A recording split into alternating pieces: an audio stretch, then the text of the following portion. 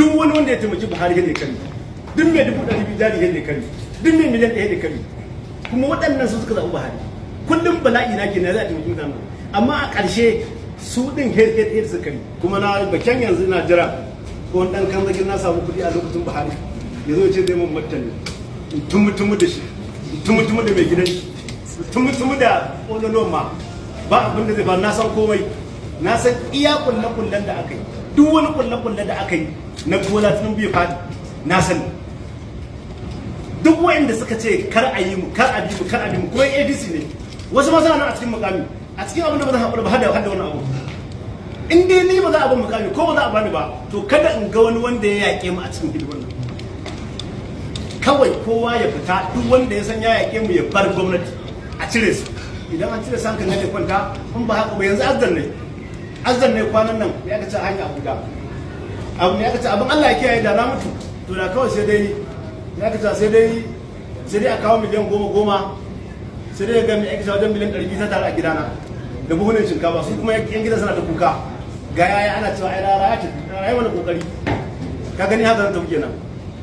Da wannan tsari ba zan yi hakuri irin wancan ba, kuma ina jira duk wani wanda zai iya martani ko kuma dan gigin nashin gwamnatin Tinubu ya zo ya ce zai mun wani duk duniya zai yi mahaukaci.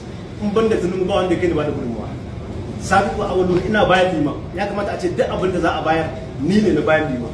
In liman ya mai ko ni zai samu, liman na waigowa in zai waigo, in dai me aka ce in dai bai samu kashin ba ko riba, in ba samu gandu ba to ne a gurin sai Aminu Bello misali.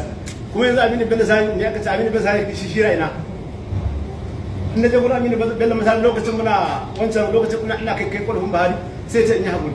Yanzu na ce in yi ce in yi hakuri shi mana Abuja zaune, to wani hakuri sai ma da mai hakuri. To muna hakuri, amma ba hakurin talaka da Buhari ba.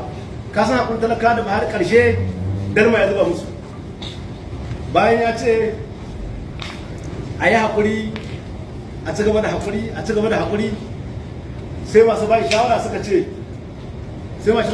ce ai ya kamata a ɗauki wani layi ga Darma. Idan an zuwa talakawa za su narke, amma za su mulmuyi daga baya.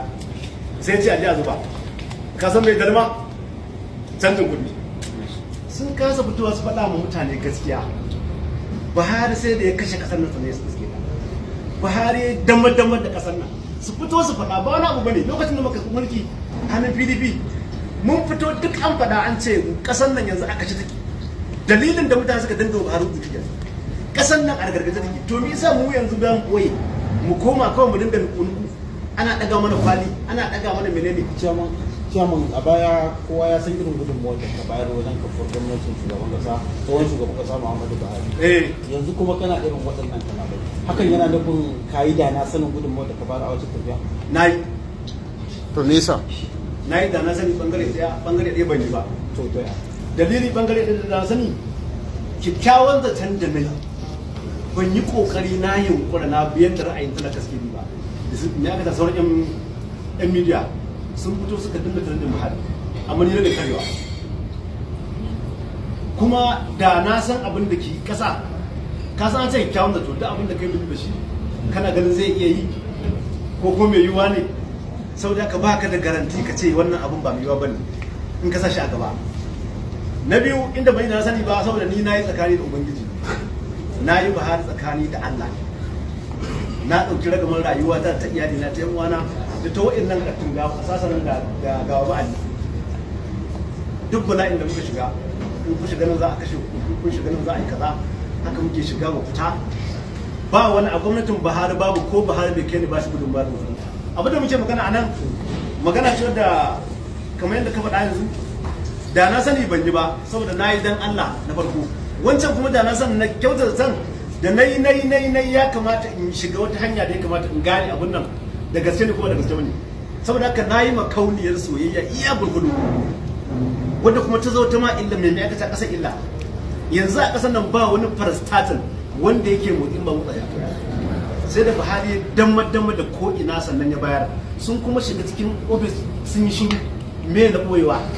Lokacin da muka ansa hannun gudunar haka muka fito muka faɗa ƙasar nan a dagula take, a mana haƙuri.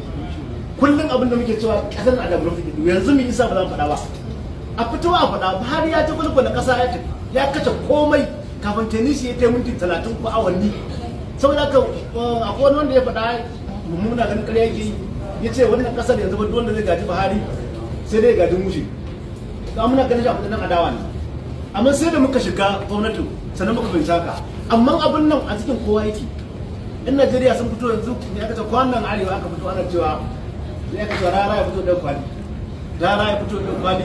An dauki mutane a arewa an yi kaza ne shiru united ko san bisa ne shiru saboda ni ina da shawara da ke dafuwa wannan shawara ce ina so in je in kai ma shugaban kasa ya fito ya gaya ma shi duk wanda zaka jagoranta ka gaya mai gaskiya komai so ko da daɗi ko ba daɗi zai iya zama yanzu da na ce a fito a faɗi gaskiya ni ban kyauta ba a fito kawai a faɗa zai yiwu ko ba zai yiwu ba abinda mutane suke tsammani yanzu ba zai yiwu ba duk wata barastatal Buhari ya kashe ta ko kuma gwamnatin ba ta kashe ta sai an motsa take motsi saboda haka dan ma Allah ya taimake mu shi da yazo a shirye yake shi shugaban kasa maganar subsidy ya kuma ta rubuta ya kace talaka hankali yanzu ya ku kawo motsi subsidy tun kai shugaban kasa Buhari ya tafi cire shi da tunun ya zo in ka je ka bincika budget tun da kai dan jaridu ne za ku iya bincike kafin Buhari ya tafi ba budget ba kudin subsidy a cikin budget shi da yazo cewa ya no more budget shine da shi maimakon ya ce an cire budget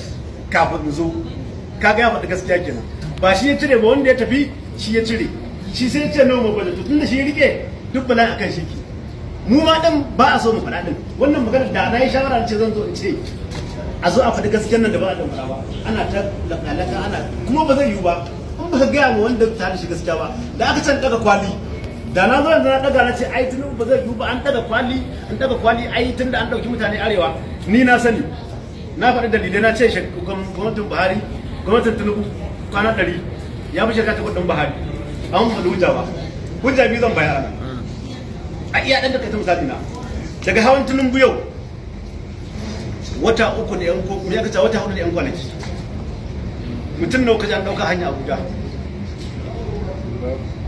baka san yadda ake yi ba baka san me aka yi ba baka san ya security ke ba amma ba za a zo a gaya maka ake security ba daga hawan shi zuwa yanzu ka san ko sai da aka yi shekara 7 da wajen kwana 25 hanya Abuja ba ta biyuwa duk wanda zai hau sai dai a wani abu mutum baya idan na dauki wannan ba wani abu da ya daga mun hankali a duniya kamar iyaka ce hanya Abuja daga Kano zuwa Abuja gurin talaka ba ta biyuwa saboda kullun a cikin su muke zagin duniyan nan da tsinuwa akan wani abu ke saboda haka in dai aka ce Buhari na mulki a arewa yayi shekara